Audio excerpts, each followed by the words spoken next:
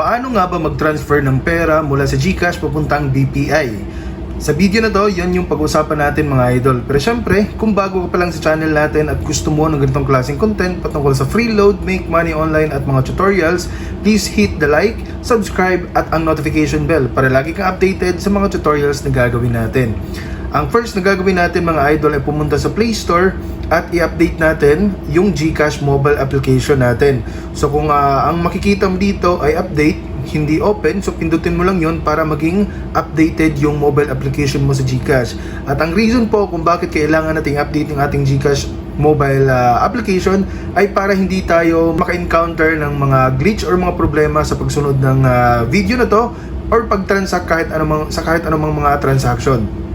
So click lang natin tong open at mapupunta tayo ngayon dito sa dashboard. So ang gagawin lang natin mga idol is pumunta dito sa transfer.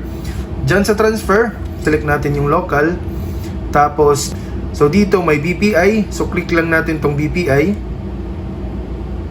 Pagkatapos niyan ay meron tayong mga information na kailangang i-fill up. Number 1 is ang amount. So halimbawa, 500 pesos. Yung account name ng papadalhan natin. So example lang to mga idol sa Turo PH. Tapos yung account number 10 to 14 digits.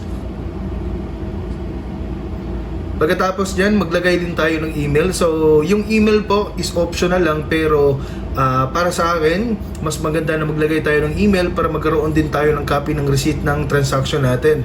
Para just in case na hindi po siya pumasok, meron po tayong panghahawakan at pwede po natin siyang i-report sa GCash or sa BPI.